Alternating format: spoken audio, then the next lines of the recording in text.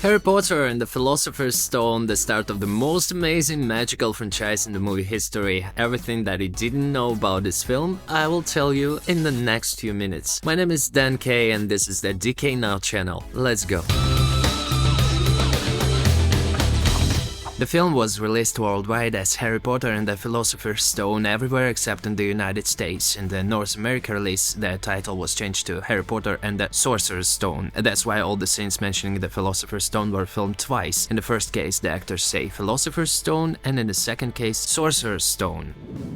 Originally, Steven Spielberg was the leading contender to direct the film. Negotiations with him took place for several months, but in February 2000 they ended with a rejection. There were several reasons for the refusal. Firstly, Spielberg wanted an American actor to play the lead role. And secondly, he primarily considered creating an animated film. The main reason for his rejection was cited as a lack of creative interest in the project, despite his belief that the film was destined for incredible commercial success, regardless of whether he succeeded in his task. The filming of Harry Potter and the Philosopher's Stone lasted exactly 6 months.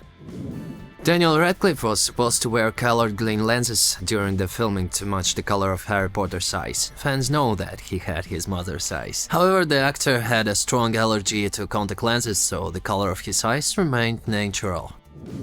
Before Philosopher's Stone, Daniel Radcliffe had only appeared in one film.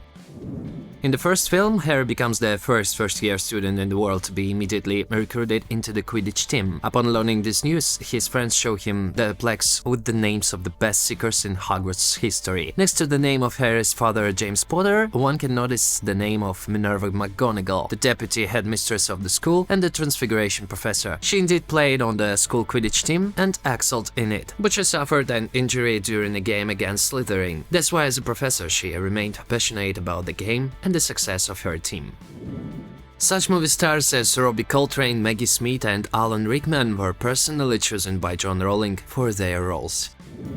Robbie Coltrane, who played Hagrid, was the first adult actor to sign a contract for the project. The second one, by the way, was Maggie Smith. When Tom Felton auditioned for Philosopher's Stone, he admitted to the producers that he hadn't read any of the Harry Potter books, but despite that, he was still cast as Draco. Initially, Tom Felton auditioned for the roles of Harry Potter and Ron Weasley. Anna Popplewell could have gotten the role of Hermione Granger.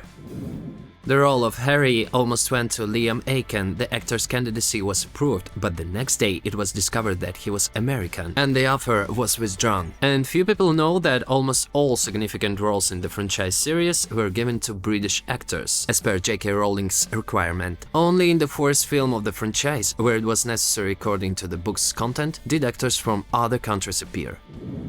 The late Russian actor Anton Yelchin also auditioned for the role of Harry Potter.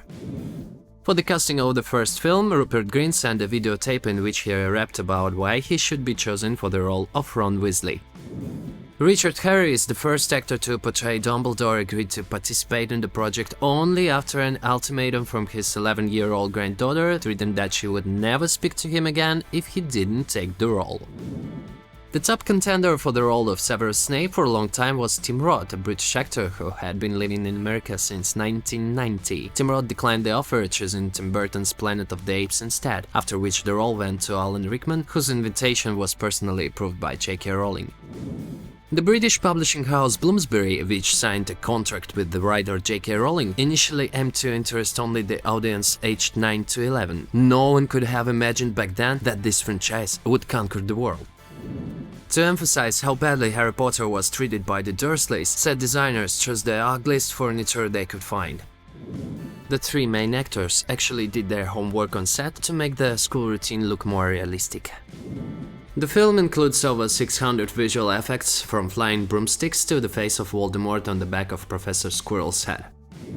About 40 people worked on creating the original version of Hogwarts School of Witchcraft and Wizardry for approximately 6 months. With each film, this model was modified based on the story's development, and each change took 3-4 months.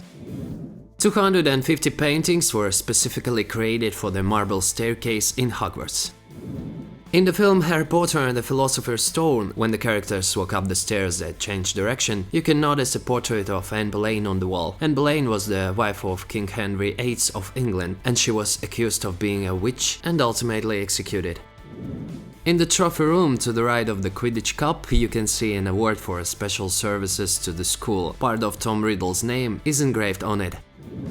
The Great Hall is one of the first filming locations of the Harry Potter series, and it is indeed very large. Inside the set you can fit 22 double-decker London buses, and it took 100 tons of plaster for the wall finishing. Additionally, the set remained in use for the longest period, from the first film to the last.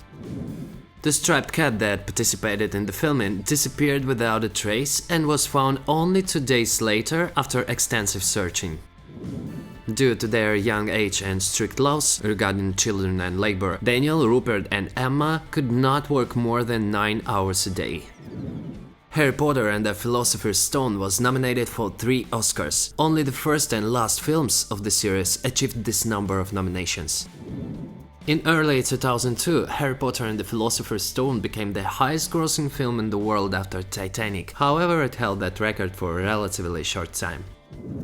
A little observation. In the very first potions class, Professor Snape asks Harry what would happen if he mixed powdered root of asphodel with an infusion of wormwood. Not everyone knows this, but in the Victorian language of flowers, asphodel represents eternal regret for someone, while wormwood symbolized bitterness and loss. In other words, the professor was expressing his deep regret of Lily, Harry's mother, who had died. If you recall, according to the story, Snape loved her deeply.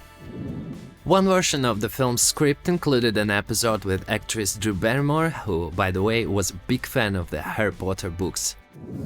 The actor who played the station guard at King's Cross, whom Harry seeks help from, actually worked for the British Railway, although in a different position. He was a train manager.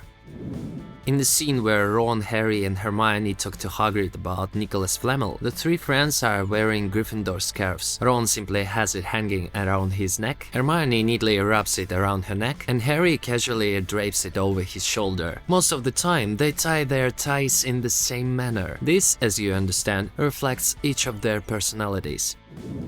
The final scene of the first film was shot on the first day of filming. Filmmakers often do this. When the film Harry Potter and the Philosopher's Stone was released on DVD, a record-breaking 1 million copies were sold in the United Kingdom during the first weekend. Wow! What fact about Harry Potter and the Philosopher's Stone surprised you the most? And do you want to see videos about other parts of this magical franchise on my channel? Tell in the comments. My name is Dan K and this is the DK Now channel. Bye!